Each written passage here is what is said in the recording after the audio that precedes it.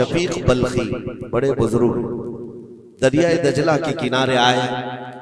دیکھا کہ ایک مرد، ایک نوجوان ہے، عورت کو گود میں سلایا ہوا ہے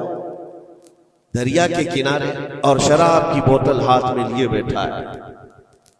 اس طرح کا ماحول تو بغداد کا نہیں تھا، پردے کا ماحول تھا، اسلامی ماحول تھا،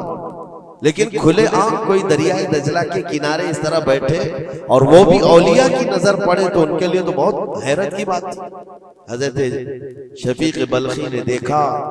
کہا ہائے افسوس زمانہ کہاں آ گیا، لوگ کھلے عام عورتوں کو لے کر باہر سونے میں باہر مزے کرنے لگ گئے، اور کھلے عام اب شراب بھی پی جانے لگی، شراب بھی پی جا رہی ہے، خود بھی پی رہا ہے، اس عورت کو گود میں تھوڑا تھوڑا سا پلا بھی رہا ہے۔ حضرت شفیق بلخی نے کہا کہ بہت سخت حالات ہو گئے بغداد میں، اتنی عیاشیاں میں پہلی مرتبہ دیکھ رہا ہوں۔ اسی اثنا میں ایک کشتی دریائے دجلہ میں ہچکولے کھاتی ہوئی آ رہی تھی، اور اس کشتی کا بیلنس بگڑا ہوا تھا، وہ آگے بڑھ نہیں پا رہی تھی، ادھر ادھر کرتے کرتے اچانک وہ کشتی پلٹ گئی، اس میں 10 لوگ سوار تھے، سب کے سب دریا میں ڈوب گئے۔ یہ جو نوجوان کنارے پر بیٹھا تھا، اس عورت کو جو گود میں لیے بیٹھا تھا، عورت کو اٹھایا اور اس کو سائیڈ کیا، بھاگتا ہوا گیا دریا کے پاس،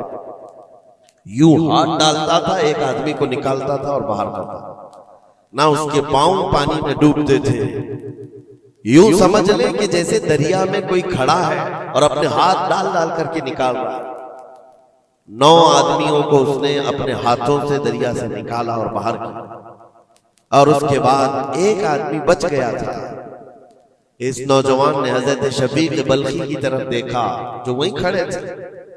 کہا کہ اے شفیق بلخی، میرے بارے میں بہت کچھ تم نے سوچا دل میں، 9 تو میں نے نکال دیا، ایک آپ نکال دیا، یہ جو جان بچایا ہے میں نے، اور رب تبارک و تعالیٰ نے فرمایا جس نے کسی ایک کی جان بچائی اس نے پوری کائنات کی جان بچائی، پوری دنیا کی جان بچائی، میں نے تو 9 کو بچایا، آپ ایک بچاؤ۔ آپ نے فرمایا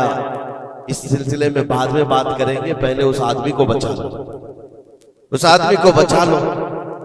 میں تم سے التجا کرتا ہوں۔ اس نے 10ویں کو بھی بچایا۔ اس کے بعد حضرت شفیق بلخی کے دل میں احساس ہوا کہ میں نے غلط جگہ گمان کیا،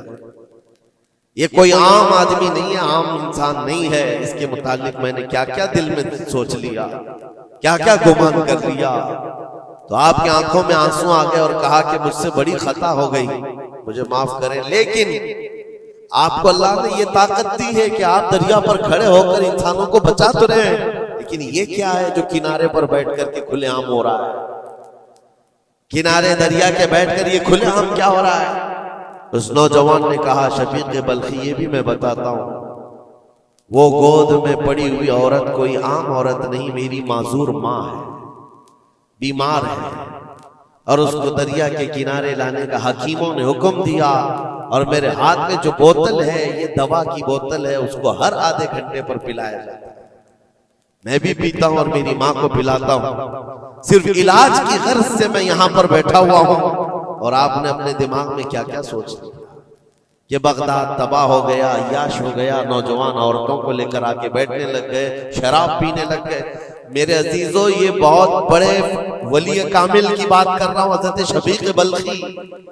لیکن ان کو خطا کا احساس ہوتا تو وہ روتے، گڑ گڑاتے اور توبہ بھی کرتے۔